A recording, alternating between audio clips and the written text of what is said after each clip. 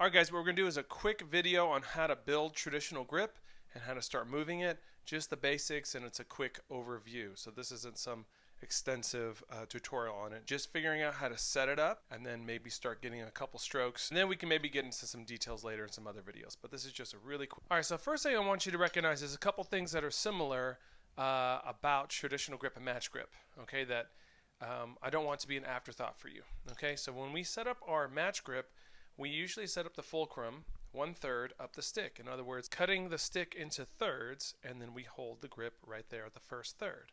And then we wrap the fingers around. Now when we do traditional grip, if you kind of hold them up to each other, you will kind of notice that the fulcrums are in the same exact spot, the same sweet spot. So when you're setting up your fulcrum with your thumb in your first, you will hold the stick 1/3 up the stick. Okay? The next thing that's very similar, when we're doing match grip, the way I teach it is that the elbows are right by your side, right? We want the elbows right here. We don't want them behind. This is a common thing for middle schoolers because they're not thinking about how close they are to the drum. Your arms are right by your side, okay? Nice and relaxed. You shouldn't have to relax. Now, if I turn around, look at where my elbows are. They're right by my side, okay? Ooh, I don't know if you noticed, but I switched to traditional grip. My arms are still by my side, okay? Did y'all see that? Okay, exact same. When you're doing traditional grip, make sure you're not distorting your elbow into your side. A common thing that I see with people who learn traditional grip is they don't have the flexibility in their left. So they have to make up for it by leaning, and then they dig their elbow into their side, and they have this wonky setup where their right arm is kicked up and their left arm's in, and so their arms are like over here to the side, and their shoulders are over to the side too. Okay, we want everything to be exactly the same as match grip, as far as our body's concerned. Okay? Alright, so now let's learn how to hold the grip. So what I want you to do, hold one stick backwards in your right hand. Put your left hand out like this, like you're going to shake someone's hand. Again, keep your elbow to your side, and you want your arm just a little bit below flat. Okay? So I want you to notice a couple things. When you put your arm down by your side, your hand naturally has an angle out here, right? It's not exactly flat. Okay? So it's not a swan. This is a common thing that kids try to do because they don't have the flexibility when they hold their traditional grip. So you want to think about keeping that angle out slightly, that natural angle. Okay? It's not flat, it's not in. It's that natural angle. You can kind of find this too when you just set your hand on something. You'll find that natural angle right there. Okay? Straight angle. You want to keep that. The other thing you'll notice when your hand's by your side is that your forearm to your thumb also has this natural angle. Do you see that? It goes straight and then up. So we want to keep that. Okay? When we relax as well, our thumb is not bent or too angular. It's just kind of naturally flat. Okay? When we put our arm out like we're shaking someone's hand, we want to be aware of the angle here and the angle here. Okay? Staying the same. Don't want to distort anything. Okay? Now what I want you to do is take your stick, and I want you to place it 1/3 in the webbing of your thumb and first. Okay? Now here's where it gets a little bit weird for some kids. They're always thinking about their left hand, and so their right hand's right here by their side, real comfortable. And we need to get your right arm out, because you're just like when you have match grip and you have this pizza slice, you're still going to have that pizza slice when you have your traditional grip. But when you're setting it up, your right arm wants to pull it in like that. So get your arm out, your right arm out that's assisting. Also, when I'm teaching this to 7th graders, they often let go with the right hand and start trying to do stuff. We want to support for right now and just kind of get things set up before we let go. Okay? All right. So, again, get your natural angles right here, right here. Put it here by your side, elbows by your side. Okay, stick that stick in there 1/3 of the way and get that arm out here so you can still get that pizza slice out here.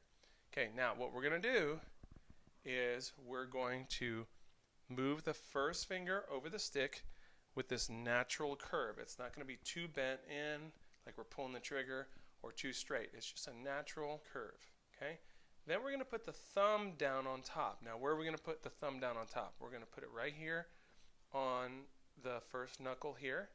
Like that. Now we want the thumb to come over just slightly, okay, like a centimeter, okay? So that looks like this. Go ahead and try to get yours to match mine.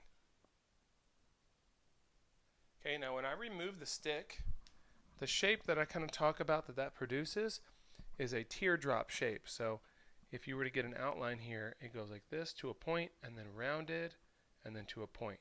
Okay, we don't want this. Okay, we want your thumb and first finger to come to a point where that's kind of a unified fulcrum. Okay, don't want to do that too much. Okay, so again, here's what it looks like.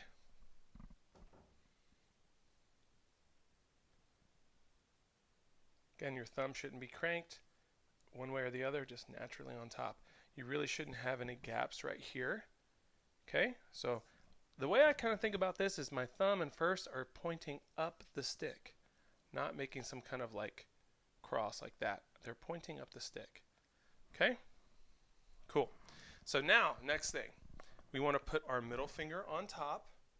Now, it's not going to match the angle of the first finger because it's slightly on top. Now, the angle of the base will be the same, but this middle finger is not straight. It's naturally curved, but I want you to try to fit like a finger width right there. Okay? So that's what that looks like. Haven't put my ring finger down yet. Again, no big spaces. Just be able to fit a finger right there where my thumb is. Okay, now, the angle of your first finger, we're going to talk about more in a second. But your ring finger is going to match that angle exactly. I think of the first finger and the ring finger as twins. They match exactly. So in other words, you're not going to have one straight, one curved, or something like that. They look the same. I should see the same angle in your ring. Now, where does it sit on your ring? It sits right on the cuticle. Okay? So the cuticle is where the skin meets the fingernail, or that you could call this a fingernail bed. Like right there. Okay? So let's see if we can see this right there. Now a lot of kids accidentally go too deep like that. It's right there where the nail meets the skin. You will get a blister there. Now your pinky is going to support your ring finger. So what I like to do is I like to sit here and kind of just form it to match, kind of molding it like Play-Doh around that ring finger. A lot of kids will go really straight with the pinky or have it dangling off. Okay? You need to have it match exactly, okay? Doesn't get straight with tension. Now some kids actually tape their ring finger and pinky together so they're one unit, and you could do that and then take it away later. Now the angle of our first and ring finger, here's the weird way I kind of think about it. Now if I had long Freddy Krueger fingernails and my fingernails went out straight, when I'm set up here, those fingernails would go over my shoulder. In other words, if I bent my fingers too much and I were set up, those fingernails would go right into me. Okay, I don't want that. Okay, and they're not totally straight. They're slightly curved, but not too curved where your fingernails would be going into you. Okay, so it's nice and open. Now the other way you can kind of think about these angles in your hand is if it were raining, the rain would collect in my hand and then slide out. In other words, it won't create a puddle where it's like this and just the palm is just facing up. That's too much. That's just going to create a puddle. And it's not shutting out the rain where your hand's on top too much. Okay, it's just in between. So the angle of your palm here is almost like at a 45 degree. Let's see if I can do this. So when I'm set up, as you can see, the angle of my palm right here is about 45 degrees. Okay? All right. Now, some teachers teach flat. Some teachers teach one finger or two finger angle. It is a downward mentality for downstrokes, so I do think a slight angle down is okay. I try to go for flat, but there will be a subconscious angle down into the drum, I think no matter what. All right, now let's get a view of what this looks like. Again, my elbows are right by my side. My arms are slightly below flat. I have this angle here where if it were raining, the water would be touching here and then sliding out. I have my fingers on a natural curve, trying to get the ring finger and the first finger to match exactly. Okay, they're twins. Okay, and my thumb is not tight or it's just flat. Okay, now the rotation of the stick is definitely one of the weirdest parts of the traditional grip at first, because it's going to almost probably move like this a little bit, or you might have trouble with your range of motion. Okay, this is going to take time and just going through rotating. Now the way I kind of explain it is your right hand knocks on the door and your left hand twists the door open. Okay, so it's kind of like this hang 10 motion right here. This is a similar motion to your inner mallets when you're doing 4 mallet grip. Okay, it's kind of that same motion. Okay, it's just going to take time. Now, we need to know how to hold the grip. Now, you'll notice when you're trying to do this at first, your grip's going to all fall apart, and you need to just pause the video and reassemble and make sure you do it right. Okay, it's going to take time. And then the first level is just being able to just play eights like this, and in mostly a straight line, and not lose your grip, and not lose your angles, right? And not bend where I told you not to. All those pitfalls that I said that you would want to do, right? Without moving your elbow in or leaning over, right? Okay, now there's some things we can do preventatively to help with that, and that would be stretching. So let's talk about stretching for a second, because I think this is important. Every other day, not every day. What I'd like to do is I like to stretch for my technique. What I mean by that is I see a lot of kids, they'll stretch, but they move their elbow in, or they distort themselves, right? You're going to play from here, so we want to stretch from here, right? You want to be real disciplined about your technique and not distorting it just because you're trying to stretch, because then you're stretching the wrong muscles, okay? So what I like to do is this is kind of weird, but I kind of use my other stick, I put it in my palm, and I kind of trap my ring finger on there, because that's the tendency for kids is they try to let go of their ring finger a lot. So I want to make sure we're getting used to the ring finger staying on. So I kind of sandwich my ring finger and pinky, if it fits, in between the sticks, and then I kind of hold where the sticks meet at the very end right here, and that's where I stretch. And again, you want to get your right arm out, okay, not comfortable by your side. That way your arms, you don't lose that piece of slice angle. Okay, so I know I don't stretch like this, but I'm trying to show you. Okay, you want to keep that angle and then stretch. So I'm going from here. I'm looking at the middle of my pad. Then I'm going to stretch back till I feel a stretch. Now, when you're stretching, again, don't lose this angle here. Don't bend it like this or take your elbow in. Try to keep those angles we talked about. You see, you can still see the angle right there, right? Okay, keep those angles we talked about. It's not going to be comfortable, okay? And just hold it there, okay? Some people can't even really get too vertical like that, but that's our goal at first without distorting anything. Notice my elbows are naturally by my side, okay? And hold it there. Okay, do that for a while. I'm not going to hold it forever right now because I want to keep it to a short video. And then let it go slowly and just kind of shake it out, okay? And then you can do it again, build it again, and then go past vertical and hold that. You don't want to go too extreme, but I used to be able to get pretty far back. Okay, you don't want to hurt yourself, but I wanted to have great wrist extension. And nowadays, there's a little more arm being used. Back in my day when I marched drum corps, it used to be all about the wrist, and then it started to become more old school with a little bit of molar. So I was kind of in the middle, and now I very much appreciate using a little bit of natural arm to make sure we don't give ourselves any injuries.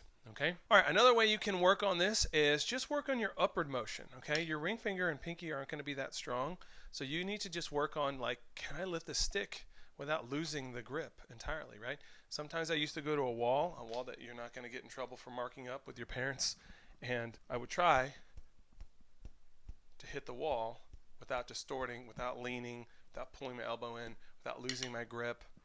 I would really work on my upward motion, because it is not that natural at first. Okay, so that's another thing you could do.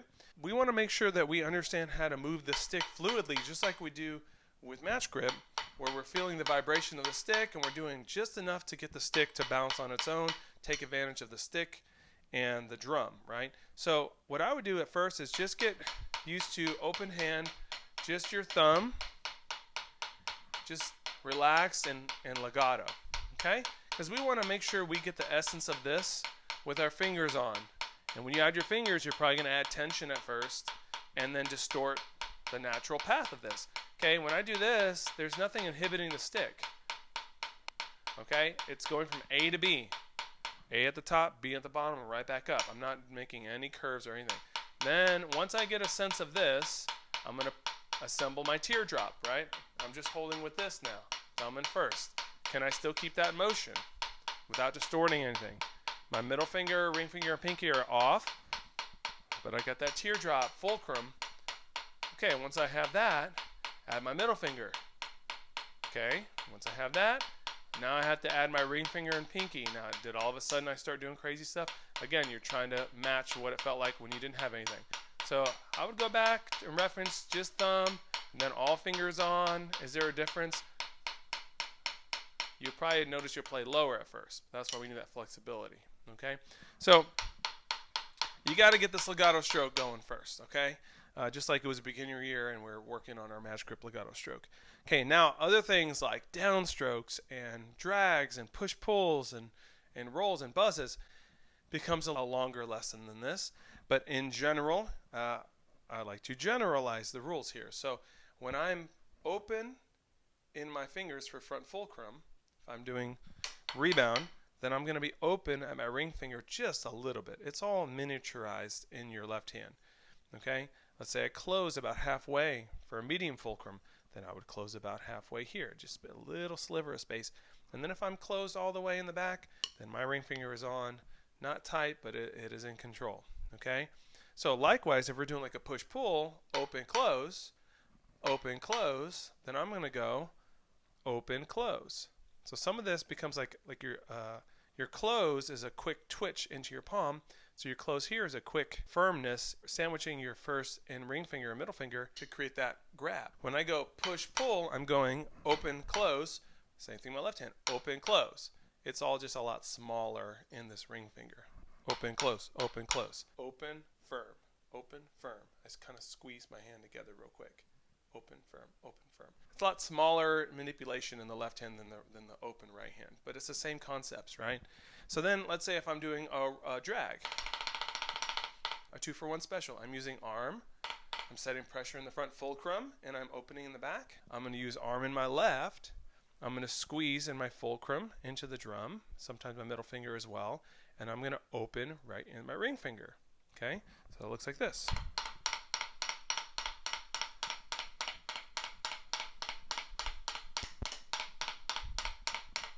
Okay, now that's going to take some time because your fingers are going to all want to fall apart at first until it gets used to just keeping this formation. Okay, another good thing you can do is just practice just rotating without the stick. How quick can you do this? For how long can you do this? I want you to notice if I just stay right here, I'm rotating in one spot. I'm not like moving my arm. It's just right here. Okay, I'm really just working on the twist. And that's going to be good for both hands for 4-mallet grip, like I said, with the inner mallets.